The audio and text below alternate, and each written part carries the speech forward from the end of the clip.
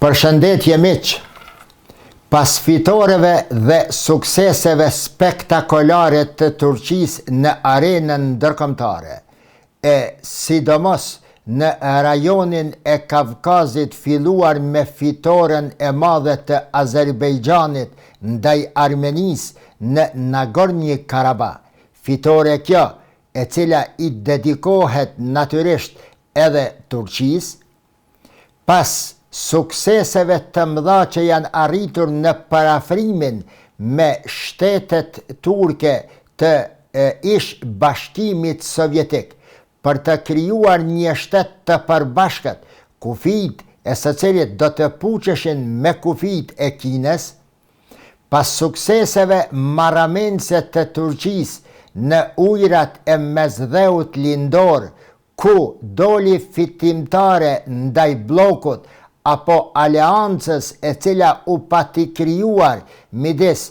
Francës, Greqisë, Egjiptit dhe Izraelit, që nuk lejonin Turqinë të bënte hulumtimin e gazit dhe naftës në ujrat e Mesdheut lindor, pas fitoreve të saj në Libi, ku tani më ujrat e Turqisë puqen me ato të Libisë, dhe Libia i jep në dispozicion të gjitha burimet e naftës në ujrat detar të Libisë, pas fitoreve të Turqisë në Somaliland, në Gjibuti, në Etiopi, në Eritri, ku Turqia tani më ka dislokuar forcat e saj të armatosura dhe është akomoduar në brigjet e detit të Kuq, nga ku kalon deri në 20% e ekonomisë botnore,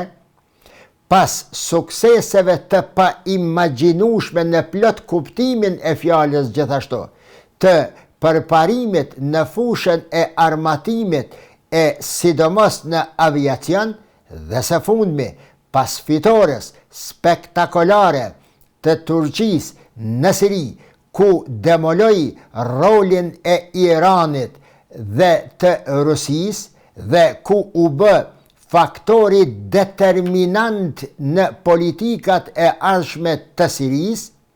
e të cilën vend, Sirin pra, Turqia e konsideron si një balkon nga ku do të vëzhgoj dhe nga ku do të ashtri ndikimin e saj në lindjen e mesme, njëjtë si kur Izraeli që e konsideron, përsh edhe e ka pushtuar rafshnaltën e Golanit si një balkon nga ku vëzhgon çdo rrugë e rrugicë të Damaskut. Pas gjitha këtyre fitoreve të mëdha të cilat i ka bërë Turqia në vitet e fundit në arenën ndërkombëtare, me sa shihet, së fundmi Turqisë ka fillu të djegët fitilin nga brenda dhe po bëhen përpjekje për destabilizimin e saj, duke krijuar turbulenca në mënyrë që të ndalet hovi i përparimeve të saj, siç shkruajnë media turke. Media turke gjithashtu dhe analistët e rryer të saj, këto veprime të fundit që po ndodhin në Turqi dhe ku u përmend edhe një grushtet i mundshëm, i kanë cilësuar si përpjekje të jashtme për të stopuar Turqinë në vazhdimet e sukseseve të saj në arenën dhe politikat ndërkombëtare. Përse është fjala? Kam shkruar më shumë se njëherë në lidhje me atë që po ndodh ndërmjet GHP-s opozitare dhe AKP-s në pushtet të presidentit të Turqisë Recep Tayyip Erdogan. Ka 3 vite që hetuesia me prokurorin kanë vëzhguar nga përsa afërmi disa rrjete kriminale të cilat kanë vepruar në Stamboll dhe rajone të tjera të Turqisë dhe të cilat rrjete kriminale kanë dëmtuar rënd ekonominë e Turqisë. Këto rrjete kriminale kanë shtri bashkëpunimin dhe ndërveprimin edhe me disa grupe terroriste, të cilat po përgatiteshin për të bërë akte terroriste makabër në regionin e Turqisë. Është interesante, si pas asaj që po shihet dhe po lexojmë e po dëgjojmë në mediat turke ditëve të fundit, pas kësaj qëndrojnë organe dhe personalitete, njerëz me ndikim në brenda GHP-s opozitare. Kështu është vërtetuar dhe dalë në media edhe si video inqizime takimet e dy kryetarëve të komunave të Stambollit, që udhëhiqen nga GHP-ja teksa bisedonin dhe ndërvepronin edhe me elemente terroriste, të cilat elemente e udhëheqin PKK-n. Mbase GHP-ja nuk ka përtuar që disa herë të del kundër politikave të shtetit të Turqisë në relacion me PKK-n, duke thënë se po shkilen të drejtat e njerëzve dhe po shtypen ata, si dhe kanë dalë kundër edhe politikave të Turqisë ndaj JPG-s dhe në Siri në përgjithësi. Të gjitha këto insinuata japin edhe më shumë dritë dhe argumente se elemente të ndryshme brenda GHP-s, duke shfrytzuar një vakuum politik pas zgjedhjeve, kanë bërë përpjekje fillimisht të përvetsojnë dhe përfitojnë jashtëligjshëm dhe të zhvillojnë aktivitete për të dëmtuar Turqinë vetëm e vetëm që ti fitojnë zgjedhjet e ardhshme. Të gjitha këto dhe të tjera të cilat nuk po mund të arrijmë të përmendim këto, GHP-ja i ka cilësuar si përpjekje e partisë në pushtet, e sidomos e presidentit të Turqisë, Recep Tayyip Erdogan, për ta diskredituar dhe nxjerrë personalitetin e Ekrem İmamoğlu's, kryetarit të Bashkisë së Stambollit nga radhët e GHP-s. Tani, kur është koha dhe ku po përgatitej Ekrem İmamoğlu për ta shpall kandidaturën e tij për president të Turqisë në zgjedhjet e ardhshme presidenciale. Se çfarë ka ndodhur më tutje, në minutat në vazhdim do të mundohem t'i shtroj në mënyrë të shkurtuar. Para 2 dite shkrova se Universiteti i Stambollit i ka tërheq, i ka marrë, i ka konfiskuar diplomën e fakultetit Ekrem İmamoğlu's me arsyetimin se ka gjetje të mjaftueshme se ajo diplomë është marrë në mënyrë të jashtëligjshme. Përderisa ai ishte student në një universitet tjetër, është zbuluar se diploma është marrë me patë drejtë dhe në mënyrë të jashtëligjshme nga Universiteti i Stambollit, pa qenë prezent thuajse asnjëherë, as në ligjërata, as në provime dhe në asnjë aktivitet tjetër akademik që do të duhej të ishte pjesëmarrës. Krahas kësaj diplome të Ekrem İmamoğlu's janë marrë edhe 24 personaliteteve të tjera në Turqi me ndikim në botën e biznesit, të afarizmit, të politikës dhe në rrafshe akademike. Në mesin e tyre është edhe një profesoresh e shkencave politike në Universitetin e Stambollit. Edhe këtë akt, natyrisht, këtë vendim të rektoratit të Universitetit të Stambollit, GHP e konsideron si një përpjekje politike për të diskredituar personalitetin e Ekrem İmamoğlu's dhe për t'ja prerë rrugën e tij drejt zyres së presidencës së Turqisë. Megjithatë, ajo që ka ndodhur dje i kalon për masat e gjithave këto të cilat i rendita. prokuroria e shtetit ka lëshuar urdhëresen për ndalimin e Ekrem Imamollus, sepse është vërtetuar se ka udhëhequr një rjet kriminal, korruptiv, i cili ka dëmtuar rënd ekonominë e qytetit të Stambollit dhe të Turqisë në përgjithësi. Në mesin e të arrestuarve për krah Ekrem Imamollus, sipas urdhëresës së prokurorisë, gjinden edhe 103 personalitetet të tjera politike me ndikim edhe në afarizëm dhe ekonominë e Turqisë. Një numër i madh i këtyre emrave janë ose antar të GHP-s ose kanë mbështetur nga jashtë partinë opozitare.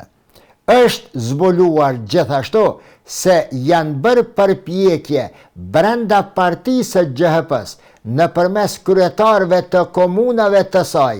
që të vënë kontakte edhe me organizata terroriste, të cilat po bënin përgatitjet e nevojshme për akte terroriste makabër në Turqi. Janë nxënë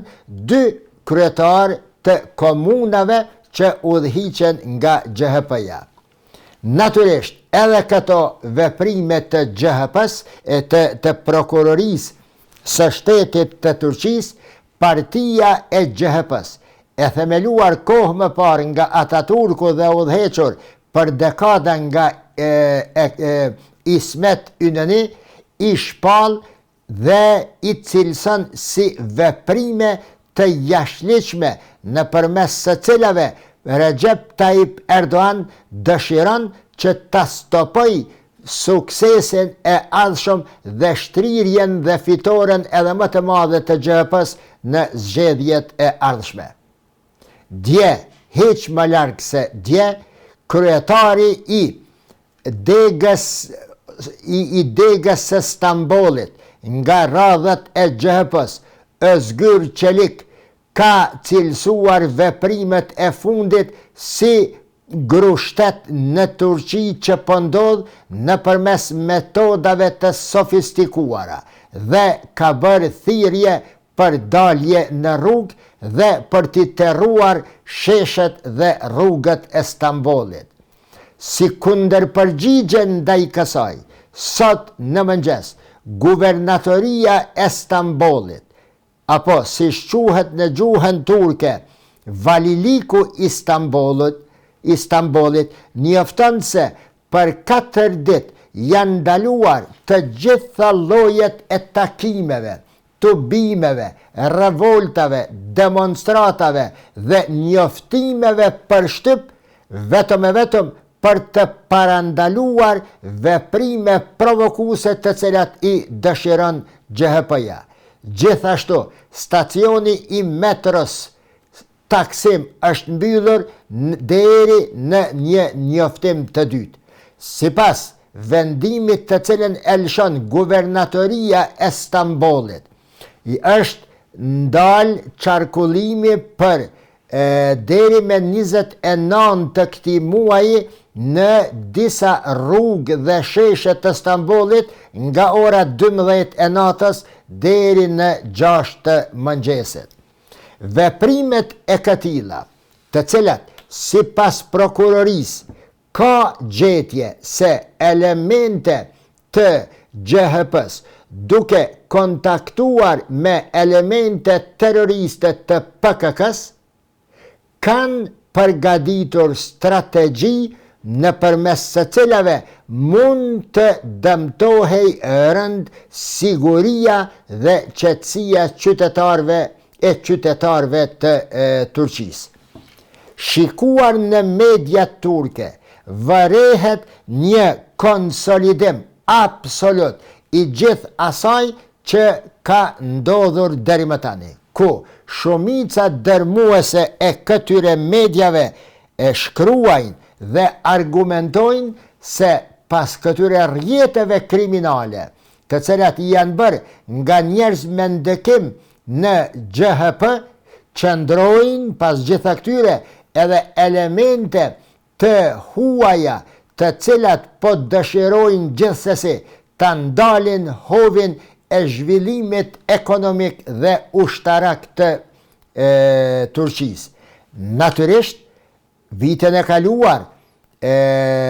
Devlet Bahçeliu, kryetari i Republikës Nacionaliste Turke, pati filluar përpjekjet e tij që të vijë në kontakt edhe me Abdullah Öcalanin, kryetarin e PKK-s, apo liderin e PKK-s, i cili mbahet ende i burgosur, që ky i fundit t'i bëj thirrje PKK-s, t'i lëshojnë armët dhe t'i kthehen jetës normale në Turqi. Një gjë e tillë i ka penguar njerëzve me ndikim të GHP-s, të cilën akt të Bahçeliut dhe i cili po mbështetej edhe nga politika zyrtare e Turqisë, e konsiderojnë gjithashtu si një përpjekje e Turqisë për të ndalë hovin gjithashtu GHP-s, duke ditur se GHP-ja ka mbajtur një qëndrim lojal ndaj alevitëve dhe ndaj disa veprimeve të PKK-s të cilat i ka zhvilluar në Turqi, në veriun e Irakut dhe në Siri. GHP-ja turke ka qenë dhe ende është ende shumë e ashpër kundër politikave shtetënore të Turqisë në Siri, duke thënë radhazi se çfarë kërkon Turqia në Siri kur ne i kemi nevojet dhe problemet e brendshme. Një çështje apo një deklarat apo një qëndrim kryekput i kundërt me politikat dhe strategjit e Turqisë zyrtare. Kështu, nëse media turke kanë raportuar në këtë mënyrë, i kam përcjellur sot mediat kryesore të botës perëndimore, të cilat media si menjezë e kanë cilësuar burgosjen e Ekrem İmamoğlu's si një përpjekje e Erdogan për ta ndalë rivalin e tij në presidencën e ardhshme. Kështu, CNN-i Amerikan shkruan se prokurorët thonë se Turqia ka arrestuar kryebashkiakun e Stambollit, një rival kryesor i presidentit Erdogan. The Washington Post shkruan Turqia urdhëroi arrestimin e kryetarit të bashkisë së Stambollit, i cili është rivali i presidentit Erdogan. Reuters gjithashtu, njëjtë sikur dy të parat, shkruan Turqia arreston rivalin kryesor të Erdoganit për një sër akuzash. Bloomberg Amerikan shkruan Turqia arreston rivalin kryesor politik të presidentit Erdogan. Dhe Bild Gjerman shkruan gjithashtu arrestohet kundërshtari i Erdoganit İmamoğlu. Kronen Zeitung austriake shkruan rivali i Erdoganit İmamoğlu arrestohet në Stamboll. Në Itali, gazeta kryesore e Republika shkruan arrestohet kryetari i Stambollit Ekrem İmamoğlu, një nga kundërshtarët kryesor të Erdogan. The Guardian e Britanisë shkruan arrestohet kryebashkiaku i Stambollit disa ditë para kandidaturës së mundshme për president. Siç shihet nga mediat perëndimore, është një tabor i cili vepron me një logjik të përbashkët se ato të cilat po ndodhin për momentin në Turqi janë çështje rivalitetesh midis presidentit Erdogan dhe Ekrem İmamoğlu's. Në të kundërtën e kësaj, ajo që shihet në teren dhe ata të cilat i lexojnë për së afërmi dhe i përcjellin për së afërmi politikat e brendshme dhe të jashtme të Turqisë nuk e kanë vështirë të vërtetojnë se për të qenurit një rivalitet i mundshëm, veprimet e deritanishme të disa zyrtarëve të lartë të GHP-s janë veprime kryekput antishtetenore dhe që prekin në themel interesat afatmesme dhe afatgjata të Turqisë. Së fundmi, kryetari i MHP-s, Devlet Bahçeliu, i cili ka një vjet që po bën përpjekje me Abdullah Öcalan që PKK ti dorëzoj armët dhe ti kthehet normalitetit, lider këtë të cilën e konsideroj boshti kurrizor i shtetësisë së Turqisë, ndërsa partinë e MHP-s, Partia Nacional Turke e Bahçeliut, e konsideroj partia e cila në 20-25 vitet e fundit, me gjithë që shumë herë në opozit, ka qenë avangardistja dhe ruajtësja kryesore e stabilitetit politik dhe ekonomik të Turqisë. Do të kishin dëshiruar shumë shtete në botë, të kishin parti opozitare e cila i shikon dhe i ruan interesat e shtetit të vetë, siç është MHP-ja e Devlet Bahçeliut. Devlet Bahçeli sot në mëngjes del me deklaratën e tij ku thot tekstualisht: duhet të jetë një përgjegjësi e përbashkët e gjithë ne, që t'i qasimi vendimit gjyqësor, të marrë në lidhje me kryetarin e Bashkisë Metropolitane të Stambollit me durim dhe me arsye të shëndosh, dhe të respektojmë çdo vendim që mund të marrë ligji në të ardhmen. Askush në Turqi nuk është i paprekshëm, askush nuk është i parritshëm dhe askush nuk do të mbetet i papërgjithshëm ndaj veprimeve të cilat i ka bërë dhe i bën. Marrë në përgjithësi dhe duke dashur ta përfundoj këtë video, unë mendoj se për të qenurit një garë politike për zgjedhjet e ardhshme, kundërshtarët e Turqisë nuk po arrin dot